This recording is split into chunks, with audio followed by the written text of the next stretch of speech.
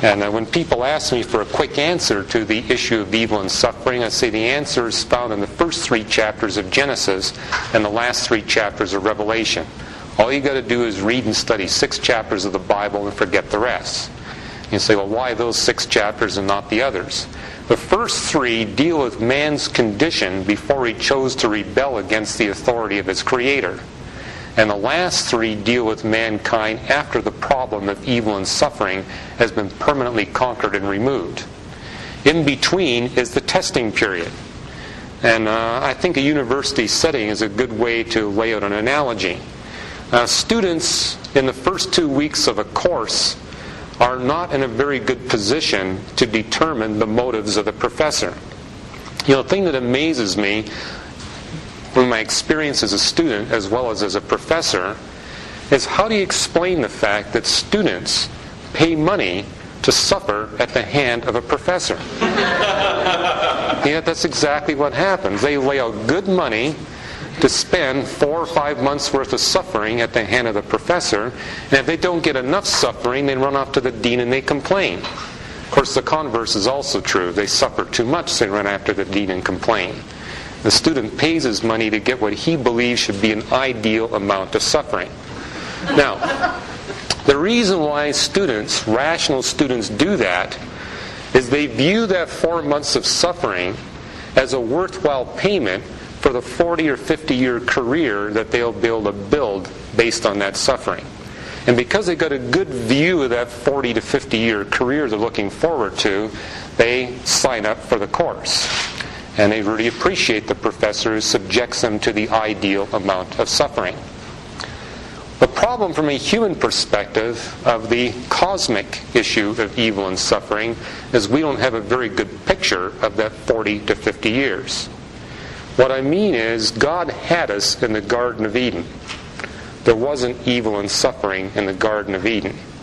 But He removed us from the Garden of Eden to take us to a far superior place in the Garden of Eden. But because we don't have a good picture of that far superior place, we complain about the evil and suffering that's in between.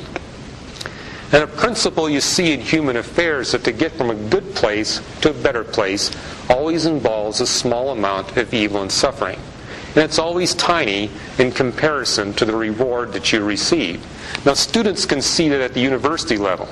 What we see in the pages of the Bible is that the level of reward in the new creation compared to what we had in the Garden of Eden is so much greater than the evil and suffering than what we see in the university setting, the 40 to 50-year career compared to the 4 months of coursework.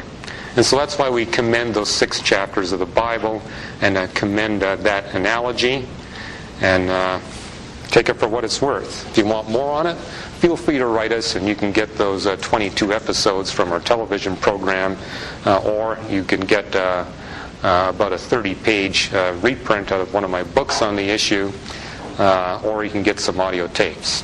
But hey, if you want to do it for no charge, get the outline, which kind of step-by-step takes you through the extra-dimensional problem, the free will and predestination issue, and lays out some analogies and poses such questions as why does God bring about evil through the most powerful of His created beings?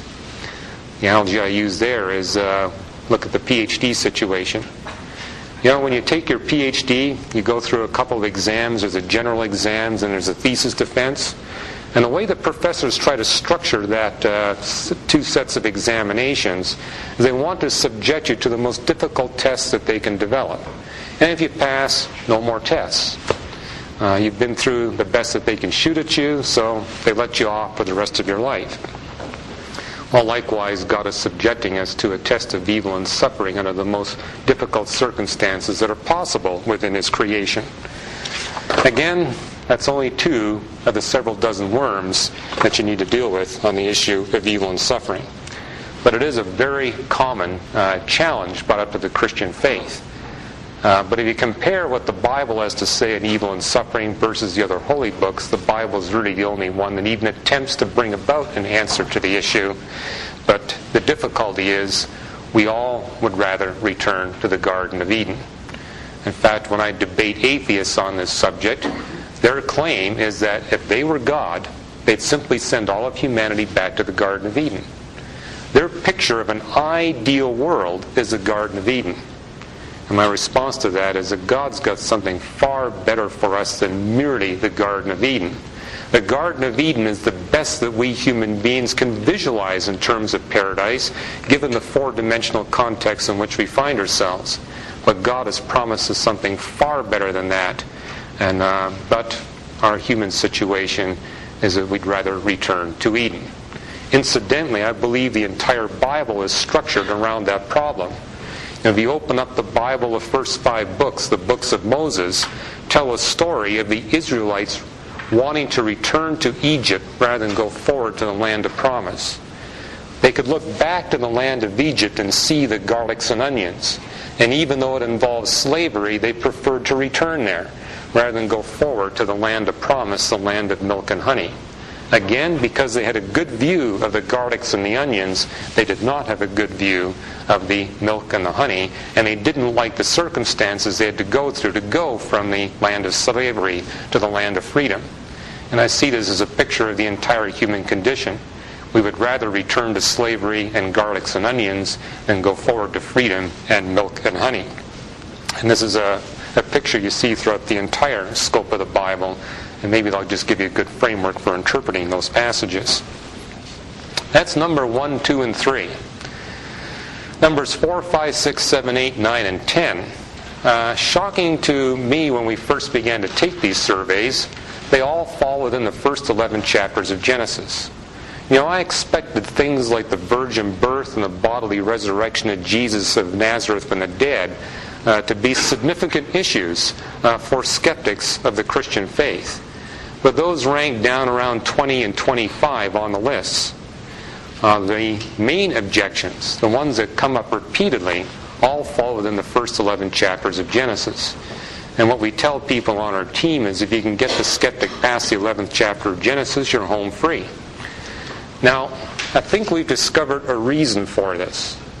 The miracles described in the first 11 chapters of Genesis are open to easy scientific testing, whereas things like the virgin birth are beyond the possibility of scientific testing. You know, Mary's not around for us to make any measurements on her. But the earth is, the universe is. And that's why the first 11 chapters of Genesis draw so much attention. And it's really unique to our time. If you were to go back 100, 200 years ago, that wasn't the case. But back 100 and 200 years ago, the statements in the first 11 chapters of Genesis were not open as they are today to scientific testing. And the rationale there for the skeptic is if you can prove to me the reliability of this text where I can easily test it, then I'm willing to extrapolate into those areas where I cannot test. And indeed, that's how scientific research works. I have implicit trust in the law of gravity, even though the experiments we can perform to test the reliability of the law of gravity are rather limited.